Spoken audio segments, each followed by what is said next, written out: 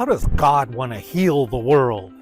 In John 3:14, we hear the Son of Man must be lifted up. Now, what John is referring to is a past event that had happened where people got very sick because their lives weren't in tune with what God was doing. So he lifted up a snake in the desert.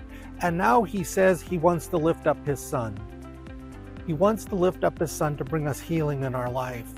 Healing that knowing that God is with us, that he loves us. He wants to walk with us. He wants to give us the righteousness that we need. He wants to help us learn or forget about our past and know that he's got us covered with his grace. He wants us to be back in a relationship with him.